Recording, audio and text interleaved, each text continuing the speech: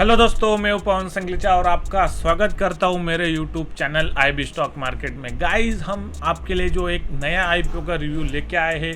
IPO का नाम है सिरमा एसजेएस टेक्नोलॉजीज लिमिटेड का एक नया आईपीओ का जो एक सीजन है वो शुरू होने जा रहा है। तो इस आईपीओ का टोटल फुल रिव्यू जो मैं आपके लिए लेके आया हूँ। दोस्तों, वीडियो में लास्ट तक जरूर बने रहिए, आपको वन बाय वन सारे पॉइंट जो मैं समझाऊंगा। तो चलिए वीडियो की शुरुआत करते हैं।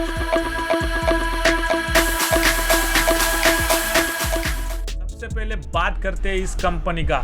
तो मैं आपको बता दूं कि ये कंपनी की जो शुरुआत है सन 2004 में जो है वो चेन्नई से हुई थी। दोस्तों, अगर इनके बिजनेस की अगर बात करेंगे कि इनका बिजनेस मॉडल क्या है, ये जो कंपनी है वो इलेक्ट्रॉनिक्स का मैन्युफैक्चरिंग करती है। उनका जो प्रोडक्ट का पोर्टफोलियो है उसमें मैं आपको दो तीन चीज़ें जो वो बता देता हूँ।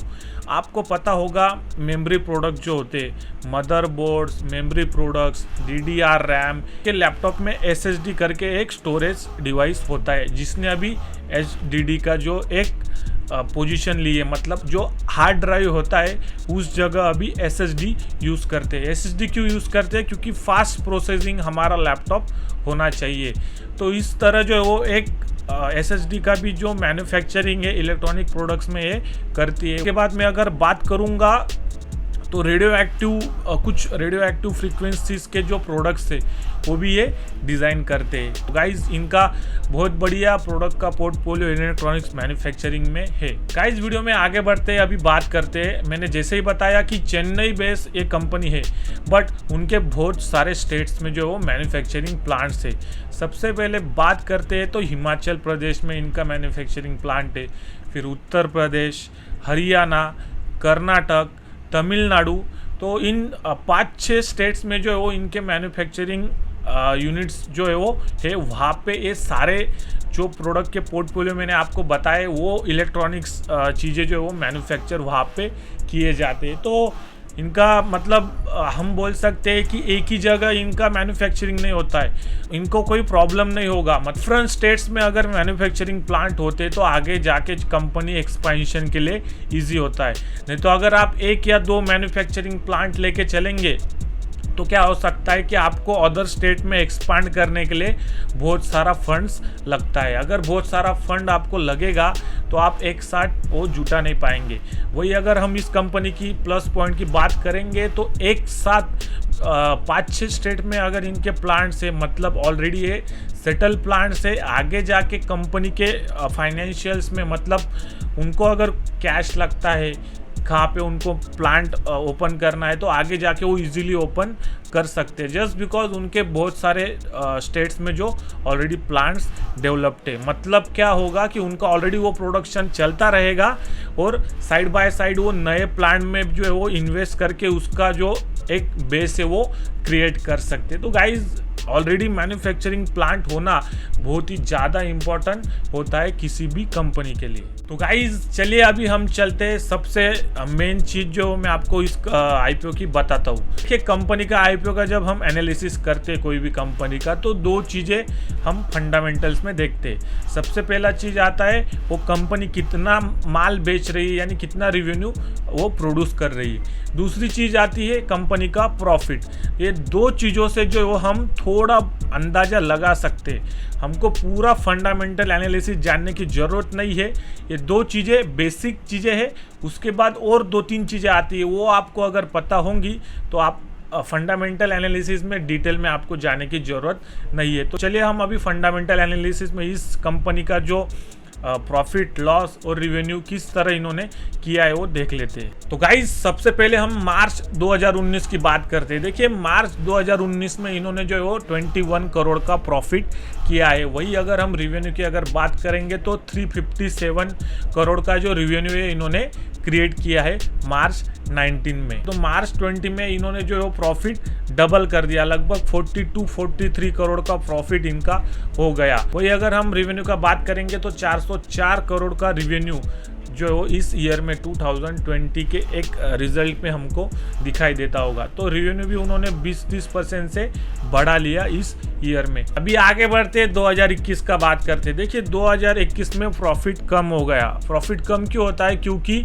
उनके जो टैक्सेस या फिर ऑपरेटिंग कॉस्ट वगैरह होती है, उस वजह से जो है वो प्रॉफिट थोड़ा उनका डिक्लाइन हुआ। 28 करोड़ पे जो है वो प्रॉफिट आ गया 43 करोड़ से, कि मतलब अगर हम बोलेंगे ग्रोथ होनी चाहिए थी लगभग 56 या 60 करोड़ तक, बट वो घटकर 28 करोड़ की हो गई। गाइस देखिए रेवेन्यू बढ़िया चीज़ होती है। अगर रेवेन्यू में कोई हमको मतलब बोल सकते हैं कि 30-40% के नीचे अगर रेवेन्यू डिक्लाइन नहीं होता है तो मान सकते हैं कि वो कंपनी अगले ईयर में जो बाउंस बैक कर सकती है। तो अभी देखने लायक होगा कि 2022 का जो रिजल्ट है वो कैसा इनका आता है। तो गाइज देखिए 2021 तक का जो फाइनेंशियल है वो मैंने आपको बता दिया है, जितना डेटा मेरे पास अवेलेबल था।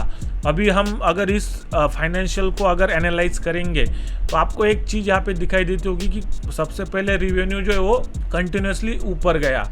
प्रॉफिट की अगर बात करेंगे तो प्रॉफिट डबल हुआ, फिर 50% वहाँ से डिक्लाइन हो गया। तो प्रॉफिट इनडायरेक्टली जब ये स्टॉक अच्छा परफॉर्म करेगा तो प्रॉफिट इनडायरेक्टली बढ़ जाएगा। अगर रेवेन्यू अगले साल में बढ़ता है तो प्रॉफिट भी बढ़ जाना चाहिए। और एक फाइनेंशियल्स की हम बात करते हैं यहाँ पे, earning per share. Guys earning per share मतलब ईपीएस। तो इस कंपनी का जो ईपीएस है वो है 5.25 रुपीज़ पर शेयर। तो गाइज 5.25 रुपीज़ पर इक्विटी शेयर बहुत ही अच्छा अर्निंग पर शेयर मतलब स्टार्ट फेस में जो है वो इस कंपनी का हम मान सकते हैं। तो बढ़िया मतलब उन्होंने प्रॉफिट मेंटेन किया है। अभी देखने लायक होगा रेवेन्यू अगर अप जाता है तो क्या प्रॉफिट अप जाता है, तो एक मतलब फेयर वैल्यूएशन हमको देखने मिल सकता है इस आईपीओ में। दोस्तों आगे बढ़ते हैं। आगे हम अभी इस आईपीओ की जो पूरा जो डिटेल है 1 बाय 1 हम देखने जा रहे हैं। तो इस आईपीओ की जो डिटेल है उसमें सबसे पहले बात करते हैं इस आईपीओ का जो एक स्टार्टिंग और एंडिंग पीरियड है। तो गाइज 12 अगस्त से लेके 18 अगस्त तक ये आईपीओ चलने वाला है। इस टाइम फ्रेम में जो आप आईपीओ के लिए अप्लाई कर सकते हैं। अगर हम बात करेंगे इस आईपीओ का तो आईपीओ की जो फेस वैल्यू है वो रखी गई है 10 रुपीज़ पर इक्विटी शेयर। गाइज अगर हम इस आईपीओ की प्राइस बैंड की अगर बात करेंगे तो जिस आईपीओ का जो एक शेयर का प्राइस रखा गया है वो है 209 से लेके 220 रुपीज़ पर इक्विटी शेयर का जो एक प्राइस बैंड रखा गया है।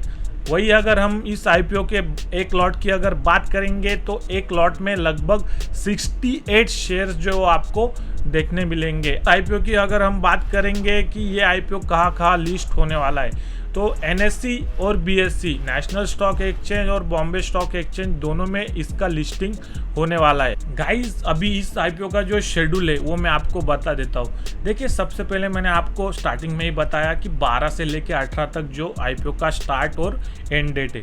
वही अगर हम अभी बात करते हैं कि आईपीओ का अलॉटमेंट कब आएगा, देखिए 23 अगस्त को जो इस आईपीओ का जो अलॉटमेंट है वो आने वाला है। अगर 23 अगस्त को जो है वो आपको अलॉटमेंट मिल गया तो आपके अकाउंट में जो है वो 25 अगस्त को जो है वो शेयर्स क्रेडिट हो जाएंगे आपके डीमैट अकाउंट में।